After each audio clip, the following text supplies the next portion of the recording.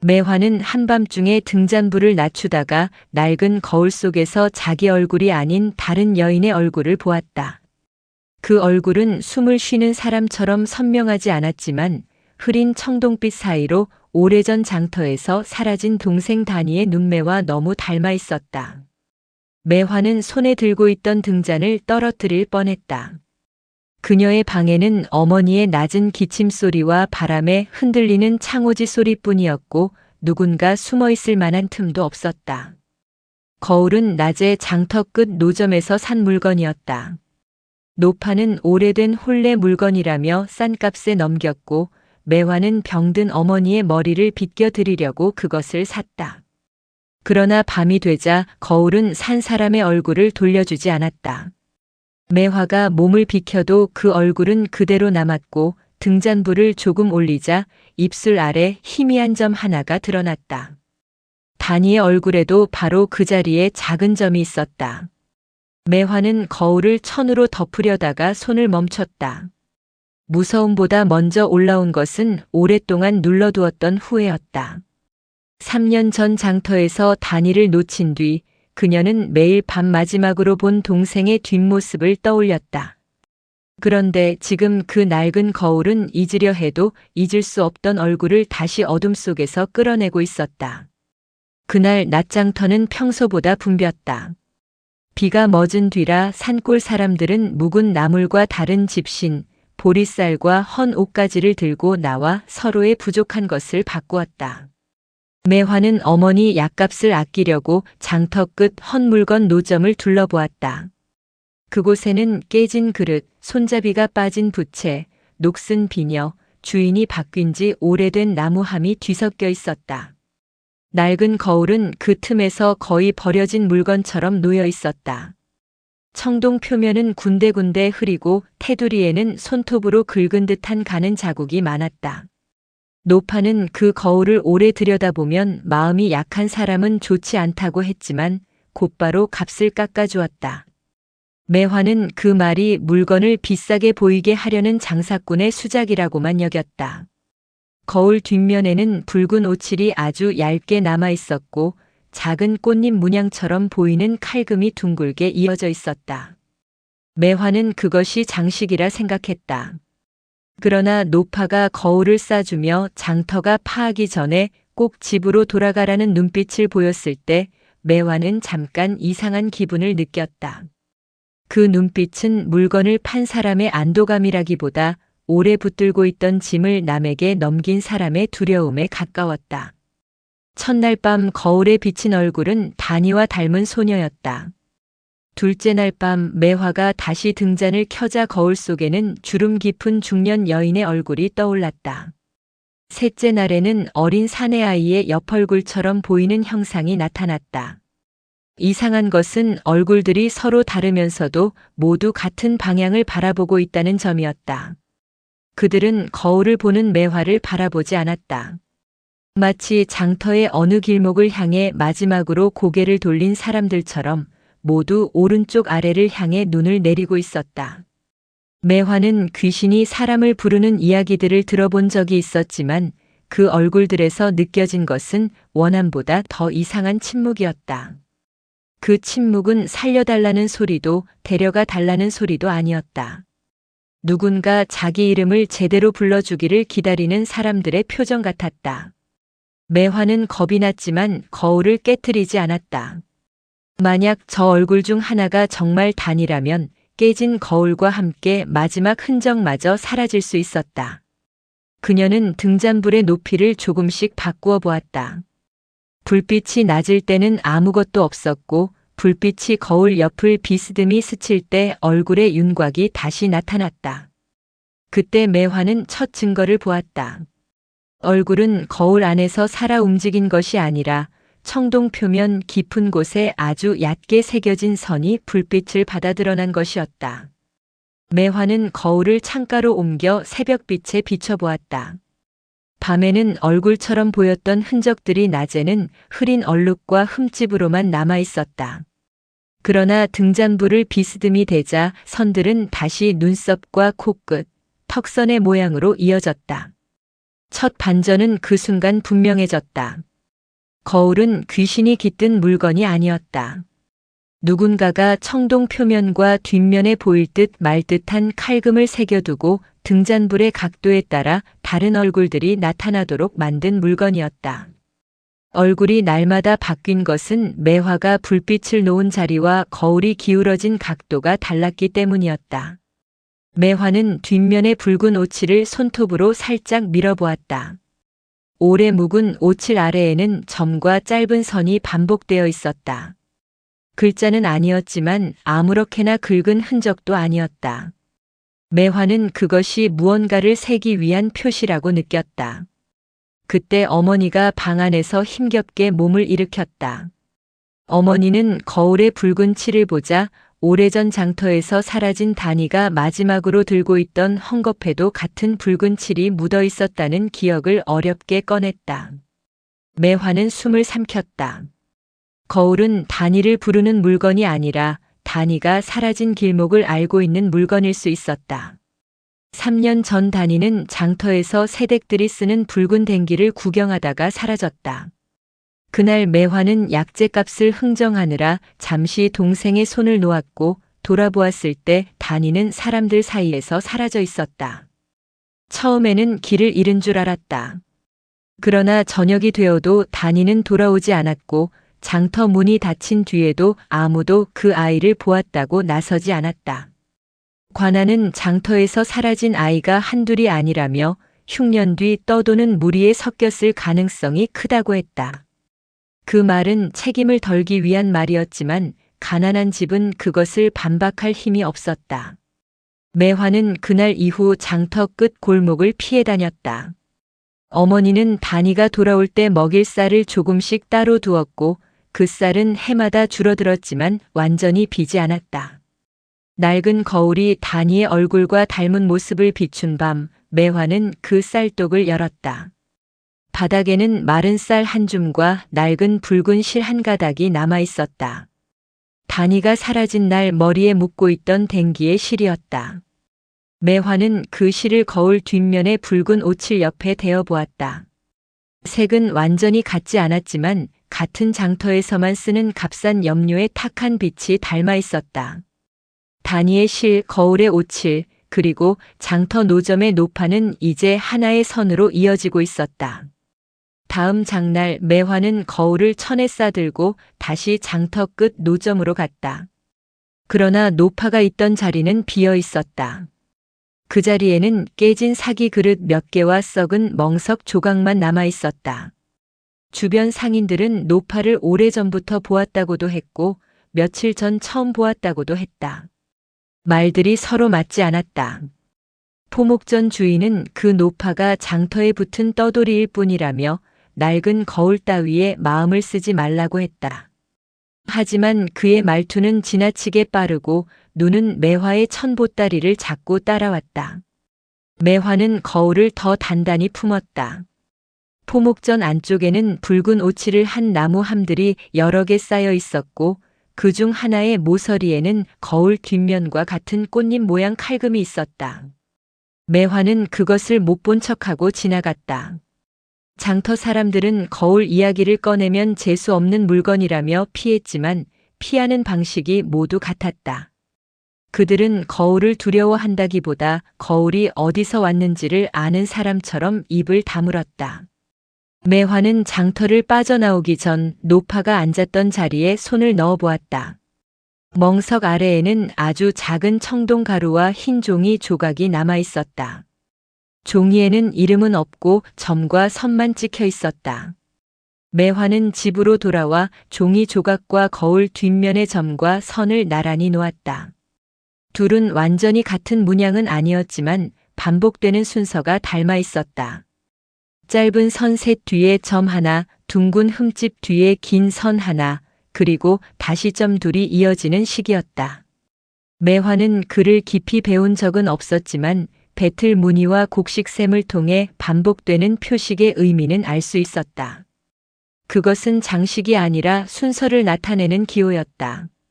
누군가 사람 이름을 글자로 적지 않고도 알아볼 수 있도록 만든 표시였다. 일부의 의문은 여기서 방향을 바꾸었다. 거울은 왜 다른 얼굴을 비추는가라는 질문은 누가 왜 사람들의 얼굴을 거울에 숨겨두었는가라는 질문으로 커졌다. 매화는 거울을 손에 들고 오래 바라보았다. 얼굴들이 귀신처럼 나타나는 것이 아니라면 그것을 만든 사람이 있었다. 그리고 그 사람은 사라진 이들을 잊히지 않게 하려고 아주 위험한 방식으로 기록을 남긴 사람이었다. 매화는 처음으로 거울이 무서운 물건이 아니라 살려달라는 기록일 수 있다고 생각했다. 하지만 기록을 남긴 사람이 아직 살아있는지 아니면 그 기록 때문에 사라졌는지는 알 수 없었다. 그 밤 거울에는 다시 다니와 닮은 소녀의 얼굴이 비쳤고 이번에는 얼굴 아래 희미한 꽃잎 모양 표식이 함께 떠올랐다. 매화는 마을에서 가장 오래 산 대장장이 노인을 찾아갔다. 노인은 청동을 다루는 손의 습관을 아는 사람이었다. 그는 거울 테두리를 손가락으로 문지르더니 이 물건이 흔한 혼례 거울이 아니라 장터 안쪽 공방에서 만들던 장인 백도윤의 작품일 가능성이 높다고 했다. 백도윤은 청동을 얇게 펴고 표면에 빛을 숨기는 솜씨가 뛰어났지만 몇 해 전 장터 화재 뒤로 자취를 감추었다고 했다.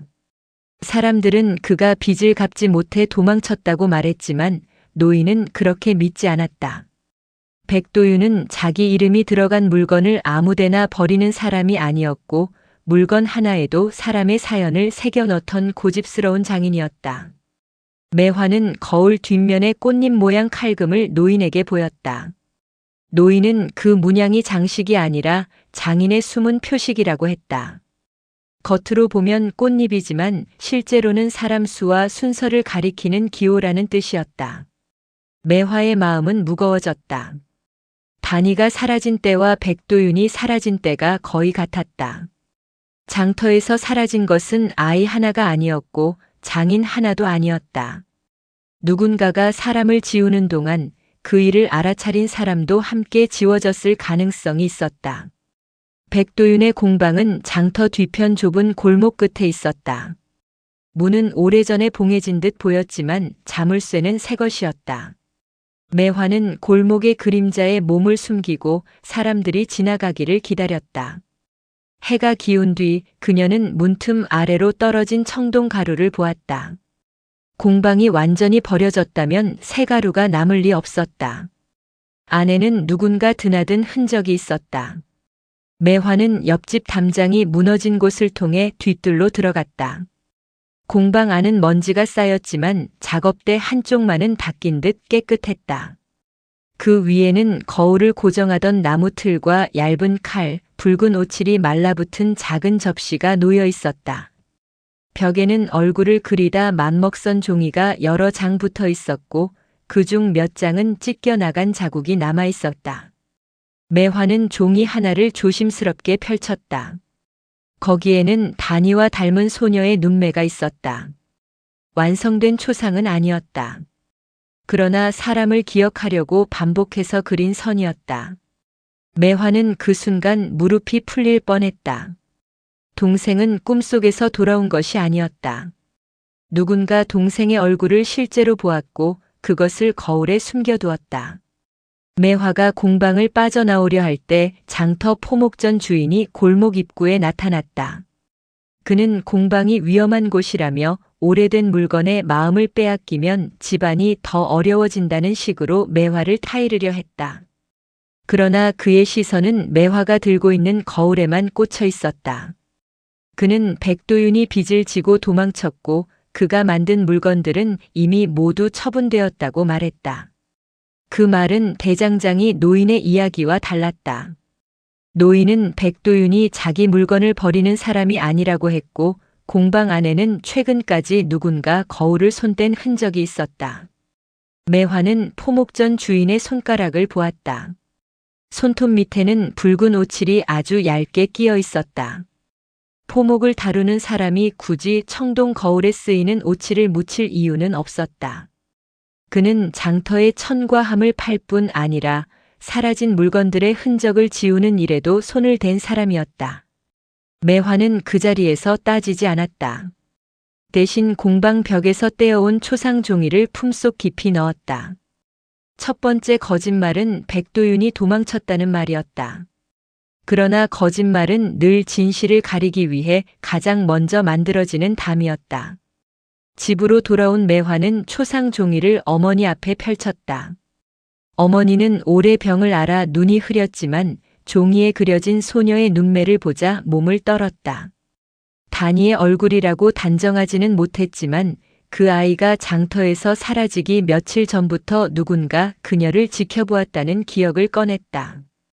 포목전 앞에서 비단 조각을 만지던 단이를 어떤 남자가 오래 바라보았고 단이가 부끄러워 매화의 뒤로 숨었다는 일이 있었다. 당시에는 장터 사람들의 흔한 시선이라 여겼다. 그러나 어머니는 그 남자의 허리춤에 붉은 오칠이 묻은 작은 함이 있었다고 했다. 매화는 장터 포목전 안쪽에 쌓여있던 붉은 함들을 떠올렸다. 거울 뒷면의 붉은 칠, 단이의 댕기 실, 공방 접시의 오칠, 포목전의 함이 하나로 이어졌다. 그 연결은 우연이라 하기에는 지나치게 끈질겼다. 어머니는 단이가 죽었다는 말을 한 번도 믿지 않았지만 동시에 살아있다는 말도 감히 하지 못했다. 살아있다면 왜 돌아오지 못했는지 설명할 수 없었기 때문이다. 매화는 그날 밤 처음으로 가장 두려운 가능성을 마주했다. 단이는 길을 잃은 것이 아니라 이름을 빼앗긴 채 어딘가에 묶여 있을 수 있었다. 매화는 거울에 비친 얼굴들을 하나씩 종이에 옮기기 시작했다. 첫 얼굴은 단이와 닮은 소녀, 둘째는 눈가에 흉터가 있는 중년 여인, 셋째는 귀 밑에 작은 사마귀가 있는 사내아이, 넷째는 머리를 반쯤 가린 젊은 여인이었다. 그녀는 장터 주변 마을을 돌며 사라진 사람들의 이야기를 모았다. 처음에는 아무도 쉽게 입을 열지 않았다. 사라진 가족을 찾다 지친 사람들은 희망이 다시 상처가 되는 것을 두려워했다.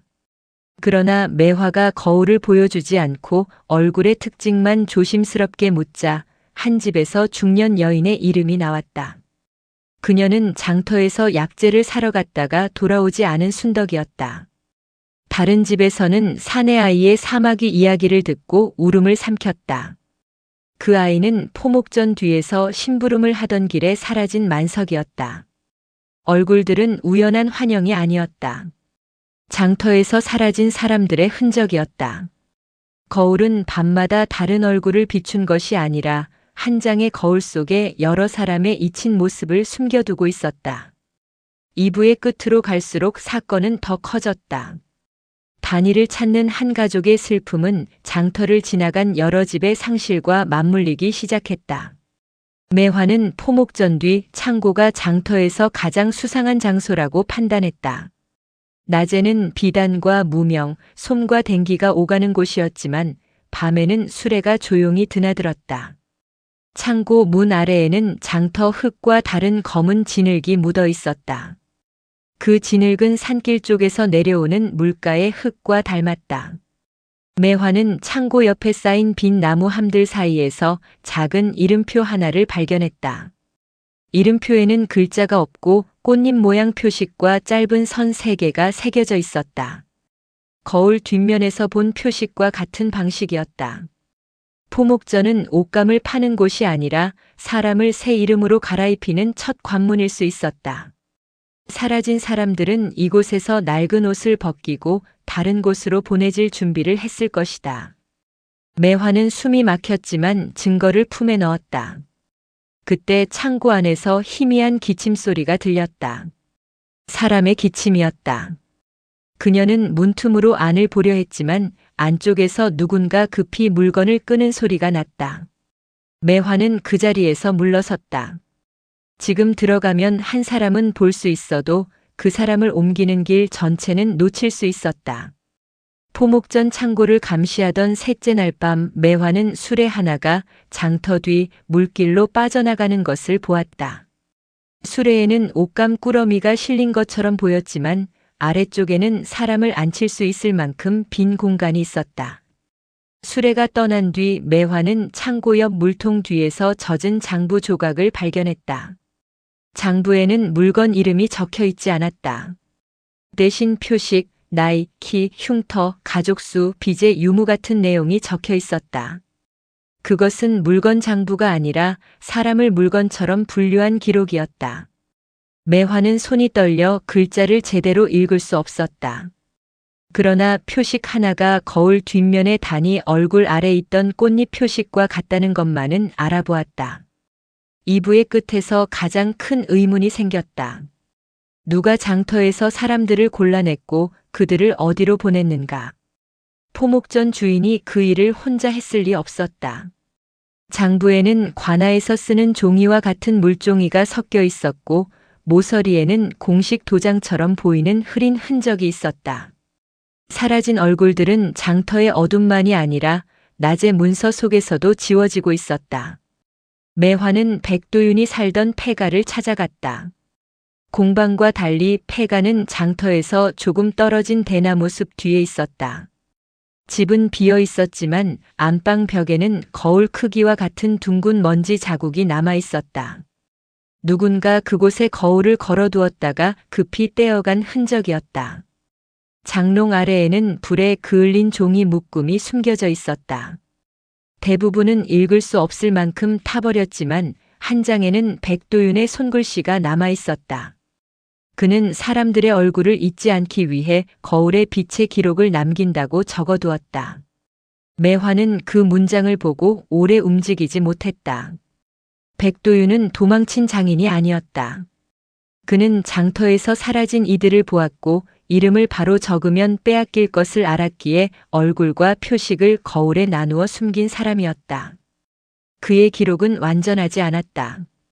얼굴은 거울에, 표식은 뒷면에, 이름은 장부 조각에 흩어져 있었다. 모두 모아야만 한 사람의 정체가 드러나는 방식이었다. 그는 혼자 감당하기 어려운 일을 했고 그래서 사라졌다. 매화는 폐가의 먼지 속에서 또 하나의 거울 조각을 발견했다. 깨진 거울 조각은 손바닥보다 작았지만 그 안에도 희미한 얼굴 선이 남아 있었다. 매화는 조각을 본 거울과 맞춰보았다. 조각은 본래 거울 테두리 한쪽에 붙어 있던 부분이었다. 그 조각을 거울 곁에 대고 등잔불을 비스듬히 비추자 지금까지 보이지 않던 표식 하나가 이어졌다. 꽃잎 모양 표식 아래 짧은 선 둘과 점 하나가 나타났다. 매화는 젖은 장부 조각을 꺼내 같은 표식을 찾았다. 거기에는 나이 15, 키는 작고 오른손 둘째 손가락에 바늘 흉터가 있다는 기록이 있었다. 단이의 손에는 어릴 때 바느질을 배우다 생긴 흉터가 있었다. 매화는 숨을 쉬기 어려웠다. 아직 이름은 없었지만 그 기록은 단이를 가리키고 있었다. 거울은 밤마다 다른 얼굴을 보여주며 매화를 괴롭힌 것이 아니었다. 흩어진 조각을 맞추도록 그녀를 이끈 것이었다. 그러나 조각이 하나 더 있어야 완전한 표식이 될 듯했다. 백도윤은 증거를 여러 조각으로 나누어 숨겼고 그중 일부는 아직 다른 사람의 손에 있었다. 매화는 포목전 주인이 왜 거울을 그렇게 탐냈는지 깨달았다. 거울 하나만으로는 부족하지만 거울 조각과 장부가 모이면 사람들의 진짜 이름이 돌아올 수 있었다. 매화는 포목전 수레가 향한 길을 추적했다. 수레는 관아 창고로 가지 않았다. 장터 뒤 물길을 따라 산기슭으로 오르더니 권문가의 별채가 있는 대숲 근처로 사라졌다. 그 별채는 본래 여름에 글 읽는 선비들이 머무는 곳이라 알려져 있었지만 최근 몇 년 동안은 문이 닫혀 있었다. 이상한 것은 별채로 들어가는 수레가 모두 옷감 수레로 꾸며져 있다는 점이었다. 겉에는 비단 꾸러미가 실렸고 안쪽에는 사람이 앉을 수 있는 낮은 공간이 있었다. 매화는 수레가 지나간 흙길에서 작은 댕기 조각을 주었다. 붉은색은 오래 발에 있었지만 단이가 사라진 날의 실과 닮아 있었다. 별채 담장 안에서는 여인들이 천을 말리는 모습이 보였지만 그들의 옷차림은 한여라기보다 누군가에게 새로 입혀진 사람들처럼 어색했다. 얼굴을 가린 이들도 있었다. 매화는 그 안에 단이가 있을지도 모른다고 생각했지만 무턱대고 들어갈 수는 없었다. 별채는 장터의 포목전, 관아의 문서, 권문가의 담장이 만나는 끝점이었다. 이곳을 건드리려면 확실한 증거가 필요했다. 매화는 며칠 동안 별채 근처를 맴돌았다. 밤이 깊으면 담장 안에서 낮은 노랫소리가 새어나왔다. 그것은 흥겨운 노래가 아니었다. 같은 구절이 아주 작게 반복되는 누군가가 기억을 잃지 않으려고 붙드는 소리였다. 매화는 그 가락을 알고 있었다. 다니가 어릴 때 밥을 기다리며 부르던 짧은 노래였다. 소리의 주인을 볼 수는 없었지만 매화는 그 순간 동생이 살아있을 가능성을 처음으로 온몸으로 느꼈다. 그러나 희망은 곧 위험이 되었다. 별채에 문지기는 주변에 낯선 사람이 머무는 것을 눈치챘고 매화는 대숲 아래로 몸을 숨겼다. 그때 담장 아래 배수구 틈으로 작은 천 조각이 밀려나왔다. 천에는 바늘로 찌른 듯한 점 3개와 붉은 실 한 가닥이 묶여 있었다. 글을 쓰지 못하는 사람이 밖으로 보낸 표식이었다. 매화는 그 표식이 거울 뒷면에 다니 얼굴 아래 있던 표식과 이어지는 것을 보았다. 다니는 이름을 빼앗겼지만 완전히 잊지는 않았다. 거울이 비춘 얼굴과 담장 안의 노래가 처음으로 같은 곳을 가리켰다. 사라진 사람들의 길이 별채로 이어진다는 사실만으로는 부족했다. 권문가의 담장 앞에서 가난한 여인이 주장만 해서는 누구도 문을 열지 않을 것이었다. 매화는 장터에서 얻은 젖은 장부 조각을 들고 관아 주변을 살폈다. 관아 뒤 문에는 포목전 수레와 같은 바퀴 자국이 남아 있었다. 아전들은 포목전 주인에게서 옷감을 받는다는 핑계로 자주 드나들었고 그중 한 사람의 책상에는 장부 조각과 같은 물종이가 쌓여 있었다. 매화는 그 아전이 사라진 사람들의 신분을 바꾸는 문서를 꾸몄다고 짐작했다. 장터에서 데려온 사람은 빚 때문에 팔린 하인으로, 길 잃은 아이는 주인을 알 수 없는 종으로, 가족을 찾는 여인은 도망친 사람으로 둔갑했을 것이다. 이름을 바꾸는 일은 칼보다 조용했지만 사람을 더 깊이 가두었다. 매화는 관아 뒤 쓰레기 더미에서 도장이 잘못 찍혀 버려진 종이를 주었다. 그 종이에는 다니의 표식과 같은 꽃잎 문양 옆에 다른 이름이 적혀 있었다. 그 이름은 다니가 아니었다. 누군가 다니에게 새 이름을 붙이고 원래 이름을 지우려 한 증거였다.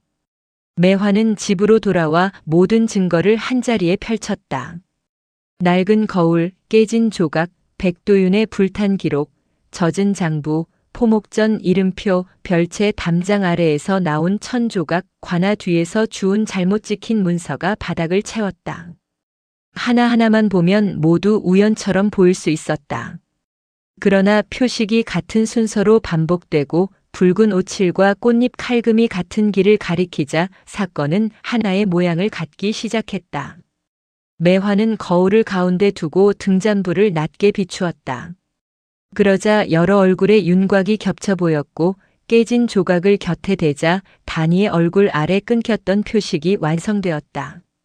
장부의 점과 문서의 다른 이름까지 맞추자 다니는 이미 오래전에 죽은 사람으로 처리되고 별채 안에서는 다른 이름으로 불리고 있었다. 매화는 그 사실을 보는 순간 거울을 끌어안았다. 하지만 울 시간은 길지 않았다. 포목전 주인과 아전이 거울을 찾고 있다는 소문이 이미 퍼지고 있었다. 증거가 모인 만큼 그것을 없애려는 손도 가까워지고 있었다. 그날 밤 포목전 사람들이 매화의 집으로 찾아왔다. 그들은 낡은 거울이 본래 포목전의 물건이고 훔친 물건을 숨기면 관아에 넘기겠다는 식으로 겁을 주었다. 매화는 거울을 이미 집 안에 두지 않았다. 백도윤의 기록은 대장장이 노인에게 맡겼고 장부 조각은 다니를 기억하는 이웃집 여인들에게 나누어 숨겼으며 거울 조각은 어머니의 베개 속에 감춰두었다. 그녀는 혼자 모든 증거를 쥐고 있다가 한순간에 빼앗기는 실수를 하지 않으려 했다. 포목전 사람들은 방안을 뒤졌지만 온전한 거울은 찾지 못했다. 대신 빈 거울 보자기만 보고 더 거칠어졌다.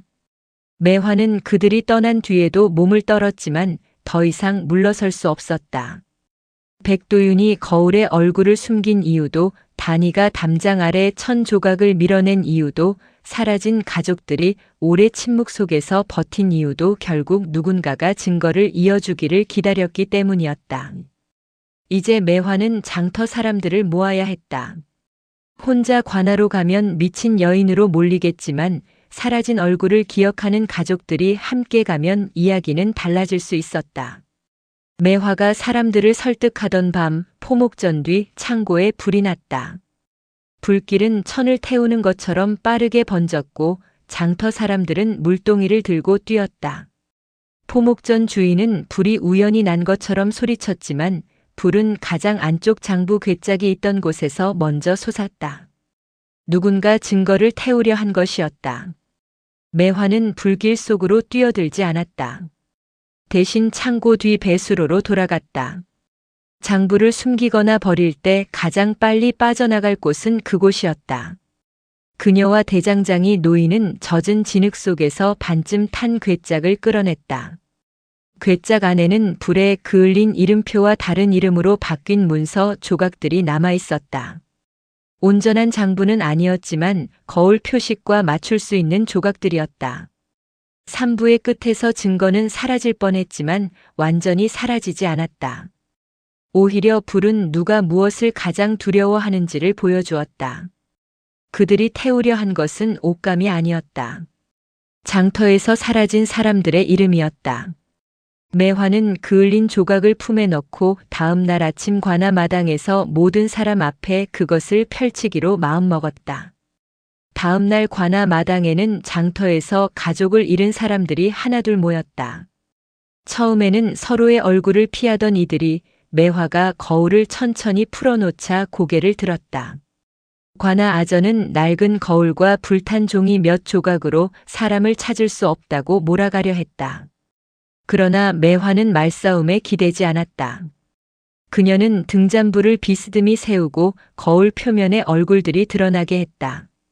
낮이라 얼굴은 아주 희미했지만 그림자 아래에서 눈매와 턱선이 하나씩 나타났다.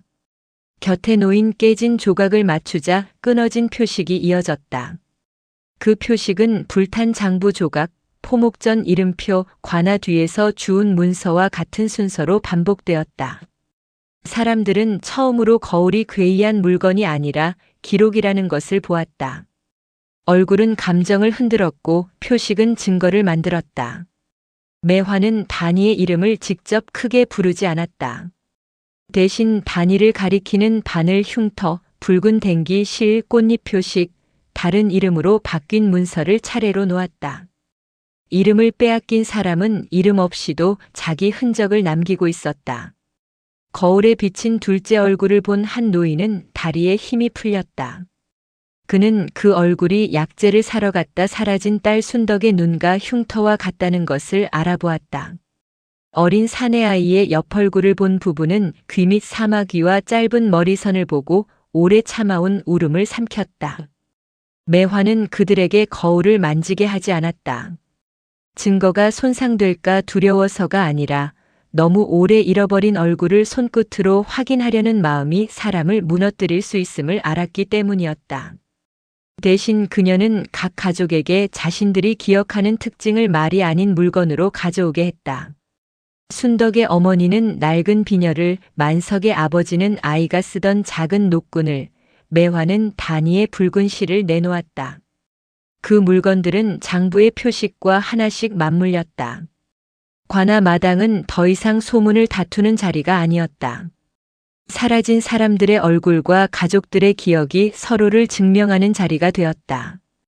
아저는 여전히 종이의 형식이 맞지 않는다고 버텼지만 마당에 모인 사람들은 처음으로 종이보다 얼굴을 믿기 시작했다. 포목전 주인은 장터 사람들 앞에서도 끝까지 장사꾼의 억울함을 내세웠다. 그는 사라진 사람들과 포목전은 아무 관련이 없고 불탄 창고에서 나온 조각들은 누군가 가져다 놓은 것일 수 있다고 주장하려 했다. 그러나 장터의 수레꾼이 나서자 그의 말은 흔들렸다. 수레꾼은 몇 해 동안 밤마다 포목꾸러미라 불린 짐을 별채 근처까지 옮겼고 그 짐 안에서 울음소리를 들은 적이 있다고 했다. 그는 겁이 나서 입을 닫았지만 포목전 창고가 불타는 것을 보고 더 숨기면 자신도 사람을 지운 손이 된다고 느꼈다. 직접 대면의 순간에도 매화는 분노를 길게 느리지 않았다. 그녀는 포목전 주인의 손톱 밑에 남은 붉은 오칠과 공방 접시의 오칠을 나란히 보이게 했다. 백도윤의 공방에 남은 칼, 포목전의 이름표, 장터 수레의 진흙, 별채 담장의 천 조각까지 이어지자 포목전 주인은 더 이상 낡은 거울을 미친 여인의 물건으로 몰아갈 수 없었다. 그의 말이 무너진 자리에 장터 사람들의 침묵도 함께 무너졌다. 관아 아전은 마지막까지 문서를 들고 버텼다. 그는 별채로 간 사람들은 모두 빚 때문에 스스로 몸을 의탁한 이들이며 이름이 다른 것은 새 주인을 따르기 위한 절차였다고 했다. 그러나 매화가 내놓은 잘못 찍힌 문서는 그 말을 뒤집었다. 문서에는 단위의 표식과 같은 꽃잎 문양이 있었지만 이름은 다른 사람의 이름으로 적혀 있었다. 더구나 나이와 손가락 흉터, 붉은 실 표식은 단위를 가리켰다. 이름만 다르고 몸의 흔적은 같았다. 그것은 스스로 새 삶을 택한 문서가 아니라 사람의 원래 이름을 지워 다른 이름으로 덮은 문서였다. 아전의 죄는 밤길에서 사람을 끌고 간 손이 아니었을 수 있다. 그러나 그는 낮의 붓으로 그 사람들을 다시 묶은 손이었다. 먹물 한 줄이 문턱을 만들고 도장 하나가 가족을 갈라놓았다. 관아 마당에 있던 사람들은 그제야 깨달았다. 장터에서 사라진 사람들은 길에서 잃어버린 것이 아니라 문서 속에서 빼앗긴 것이었다. 매화는 거울을 들어 햇빛에 비췄다. 희미한 얼굴들이 완전히 보이지는 않았지만 더 이상 아무도 그것을 단순한 얼룩이라 말하지 못했다. 윗사람들은 사건이 더 커지는 것을 막기 위해 별채 문을 열 수밖에 없었다. 별채 안에는 이름이 바뀐 채 머물던 사람들이 있었다. 모두가 쇠사슬에 묶여 있지는 않았지만 그들이 마음대로 나갈 수 없었다는 것은 얼굴만 보아도 알 수 있었다. 어떤 이는 가족이 자신을 찾지 않는다고 믿고 있었고 어떤 이는 본래 이름을 말하면 벌을 받는다고 배워 있었다. 매화는 사람들 사이에서 단이를 찾았다. 단이는 처음에는 매화를 알아보지 못한 듯 멈춰섰다. 세월과 두려움이 얼굴을 바꾸어 놓았고 새 이름이 오래 불리며 옛 이름을 덮고 있었다. 그러나 매화가 붉은 실을 꺼내 보이자 다니의 눈빛이 흔들렸다. 그 실은 다니가 장터에서 마지막으로 머리에 묶고 있던 댕기의 한 가닥이었다. 매화는 그 순간 동생을 끌어안기보다 먼저 다니의 손을 보았다. 오른손 둘째 손가락에 작은 바늘 흉터가 그대로 남아 있었다. 거울과 장부와 천 조각이 말하던 사람이 바로 눈앞에 있었다. 잃어버린 얼굴은 귀신처럼 나타난 것이 아니라 살아서 돌아올 길을 찾고 있었다. 별채에서 나온 사람들은 관아 마당으로 돌아와 원래 이름을 확인받았다. 순덕은 약재를 사러 갔던 날의 비녀로, 만석은 귀 및 사마귀와 작은 노끈으로, 단이는 붉은 실과 바늘 흉터로 자기 이름을 되찾았다. 백도윤의 이름도 함께 돌아왔다. 그는 도망친 장인이 아니라 사라진 사람들의 얼굴을 거울에 숨겨 목숨을 걸고 기록한 사람이었다. 그의 행방은 끝내 바로 드러나지 않았지만 그가 남긴 거울은 사람들을 다시 세웠다. 포목전 주인과 관아 아전, 별채 관리인은 각각의 책임을 피할 수 없게 되었고 바뀐 문서들은 다시 조사에 넘겨졌다. 그러나 이야기의 중심은 처벌보다 회복에 있었다. 가족들은 잃은 시간을 하루아침에 되돌릴 수 없었지만 최소한 사라진 사람들이 스스로 사라진 것이 아니라는 사실만은 바로잡았다. 매화의 어머니는 다니의 손을 잡고 오래 울지 않았다. 대신 밥을 차렸다. 3년 동안 따로 덜어두었던 쌀로 지은 밥이었다. 그 밥그릇 앞에서 다니는 처음으로 새 이름이 아닌 자기 이름으로 고개를 들었다. 며칠 뒤 매화는 낡은 거울을 다시 닦았다. 청동 표면은 여전히 흐렸고 밤이 되면 불빛에 따라 얼굴들이 희미하게 떠올랐다. 그러나 이제 그 얼굴들은 사람들을 두렵게 하지 않았다. 그것들은 귀신의 얼굴이 아니라 지워진 이름들이 어둠 속에서도 사라지지 않으려 남긴 빛이었다. 매화는 거울을 방 안 깊은 곳에 숨기지 않았다. 장터 사람들과 함께 그것을 공방 자리에 걸었다. 누구든 잃어버린 가족의 이야기를 품고 오면 거울 앞에서 자기 기억을 의심하지 않도록 하기 위해서였다. 거울은 진실을 저절로 말하지 않았다. 다만 빛을 제대로 비추는 사람에게 숨은 선을 보여주었다. 사람의 삶도 그와 같았다. 아무도 보지 않으면 얼룩처럼 남고 누군가 오래 바라보면 얼굴이 되었다. 매화는 거울 속에서 더 이상 단이를 찾지 않았다. 단이는 방 안에서 어머니의 머리를 빗겨드리고 있었다. 매화는 그 모습을 보며 깨달았다. 잃어버린 사람을 되찾는 일은 과거로 돌아가는 일이 아니라 지워진 이름을 오늘의 밥상 위에 다시 올려놓는 일이었다. 이번 이야기가 장터에서 팔던 낡은 거울이 밤마다 다른 얼굴을 비춘 사연이었다면 다음 이야기는 관아마당에 버려진 작은 나무패 하나가 어느 과부의 죽은 남편을 다시 죄인으로 만든 사건이다. 나무패에는 글자 하나 없었지만 그 표식 하나가 고을의 세금 장부와 양반가의 숨은 곳간을 이어주었다. 가장 작은 물건이 가장 큰 거짓을 흔드는 조선 야담은 계속 이어진다.